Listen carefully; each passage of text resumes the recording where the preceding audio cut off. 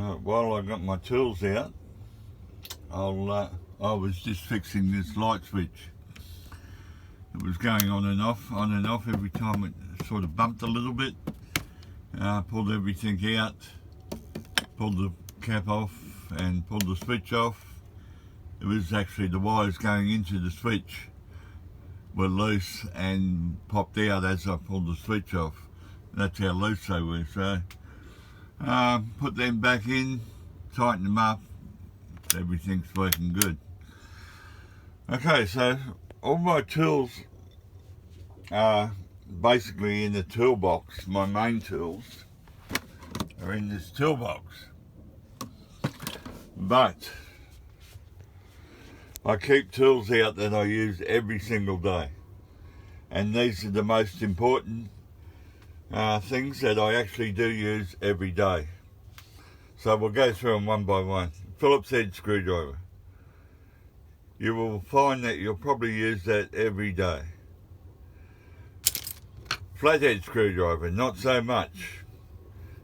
Probably won't use it very often because most things are Phillips heads. And on the subject of Phillips heads, replace every screw you got with stainless steel. Right, forget about the cost. Go stainless steel with screws, nuts and bolts, and nylock nuts if you need nuts. That way things don't rattle loose and everything won't rust. Right, toothbrush for cleaning. Right, so I've got acetone, I've got methylated spirits, I've got isopropyl alcohol, and invariably you need to clean stuff for, well, mainly for me because I work with motherboards and PCBs. These are very good with isopropyl alcohol to clean any circuit boards. But not only for that, you use these for cleaning any hard to get to spaces. Very, very handy. Alright, next one's a box cutter. I just used it to lever this off. Right, you will find you'll use this a lot. Scissors. You'll use these almost every day, without a doubt. Keep them handy. Side cutters. Alright, because you're in the bus, you're using cable ties. Side cutters you're going to use quite often, mainly for cable ties. But yes, keep these handy. A lighter. Well, obviously, for lighting your gas stove. Can be used for heat shrink when you want to protect wires. It's useful for a lot of things. So get yourself a good lighter with an extension. Paintbrush. Used for cleaning. Yes, you heard me, cleaning. Anywhere that there's dust, dirt while you're vacuuming.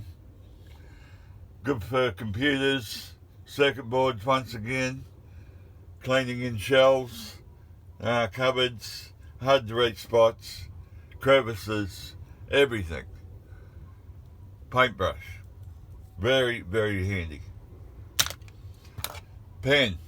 Of course you won't use this every day, every now and then. Handy. Alright, magnifying glass. I probably use this more than most people because of computer work and probably not perfect eyesight. So it's very handy for me. I think most people would use this every now and then.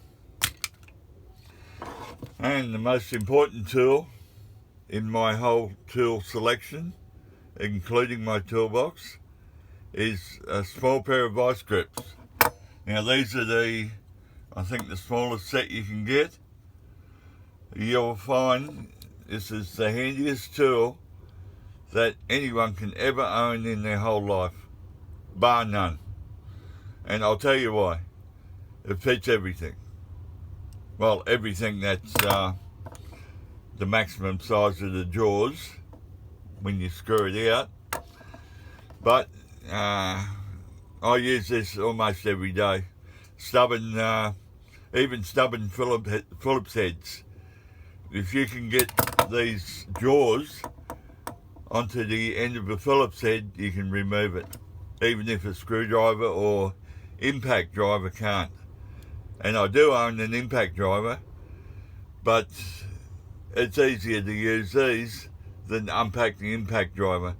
And the other thing is, with an impact driver, it's big, bulky, you need a hammer, which we all should have anyhow, but it also needs a solid surface to hit on so it can work effectively. Now if you're working on something that's flimsy or has movement in it, like for example my mirror arm had a stuck Phillips head in there, and it had a big head on it, and it was jammed in there like you wouldn't believe. There's no way you're going to undo it. Well, this fit onto the Phillips head and undid it straight away. And the impact driver would not have done the job because the mirror arm moves backwards and forwards. So once you got movement, you can't use an impact driver. So, best tool in the shed.